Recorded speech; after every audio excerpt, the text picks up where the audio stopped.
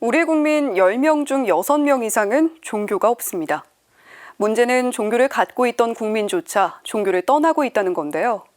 천주교와 개신교, 불교 등 3대 종단은 이런 탈종교화를 어떻게 보고 있을까요? 문제인식을 공유하고 대응 방안을 모색하는 자리가 열렸습니다. 보도에 김혜영 기자입니다.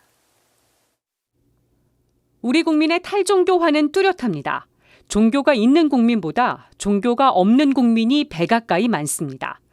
목회데이터 연구소에 따르면 지난해 종교인은 37%, 무종교인은 63%로 조사됐습니다.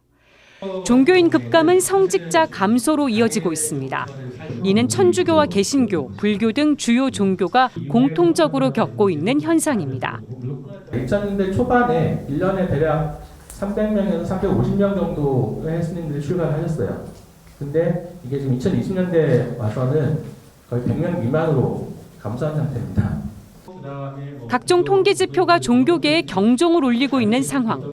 한국종교사회학회가 올해 학술대회 주제를 종교 이후의 종교, 특히 탈종교로 잡은 것도 이 때문입니다. 통계에서는 종교가 없는 무종교인이라고 분류가 되더라도 그 사람들이 전혀 종교에 관심이 없거나 종교성이 제로인 것은 아니라고 생각이 듭니다. 나름대로 어떤 종교에 관심 있는 사람들이 있고 영적인 차원을 추구하는 사람들이 있다고 하는 것이죠. 3대 종단 학자들은 탈종교 시대를 마주하게 된 원인에 대해 다양한 진단을 내놨습니다. 기독교이지만 절에도 가고 무속신앙도 경험하고 이런 것들에 대한 그 경계를 넘어서는 것에 대한 경계심이 굉장히 낮다. 그렇게 보고요. 또 하나의 특징이 이제 어떤 그 종교를 열심히 추구하기보다는 개인의 필요에 따라서 그 다양한 종교적 경험을 선택적으로 취사 선택해서 이렇게 실천한다.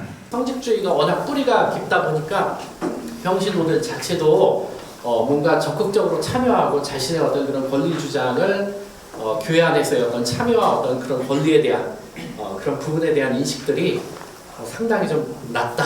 이런 것들도 교회에 대한 어떤 관심도를 떨어뜨리고 있습니다. 그렇다면 탈종교 추세를 반전시킬 방법은 없을까? 한국그리스도사상연구소장 최영균 신부는 가톨릭교회가 지난 3년간 쇄신을 위해 진행한 세계 주교 시노드 과정을 자세히 소개했습니다.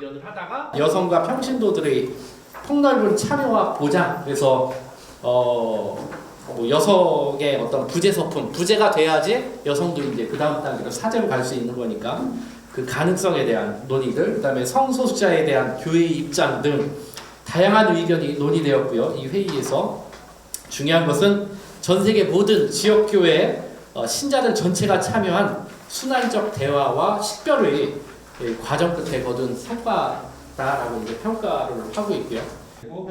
박수호 중앙승가대 교수는 종단의 역할도 중요하지만 템플스테이 같은 대중적 프로그램이 더욱 활성화될 필요가 있다고 밝혔습니다. 원래 시작은 월드컵 때 한국 방문했던 사람들 숙소 부족하다고 해서 한국의 전통문화도 체험할 겸 숙박 문제도 해결할 겸 해가지고 시작했던 프로그램이거든요. 근데 지금은 불자들보다도 불자가 아닌 사람들이 훨씬 더 많이 참여하고 있고 불교 문화에 대해서 기본적으로 이렇게 전달해주는 굉장히 중요한 창구 역할을 하고 있습니다.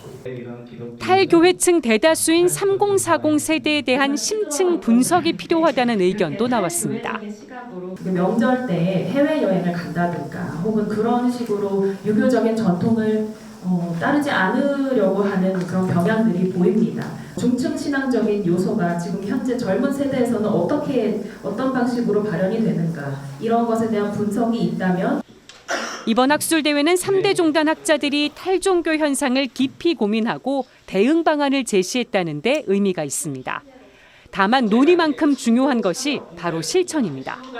문서로만 나왔지 사실 그 문서 이후에 나왔던 제안들이 사목 현장에서 이렇게 적용되거나 했던 것들이 거의 없다라고 하는 아쉬움들이 있습니다. 그래서 그런 경험의 연장선에서 보면 어찌 보면 지금 이런 현상은 그 자연스러운 비결인지도 모르겠다라고 생각이 듭니다. CPBC 김혜영입니다.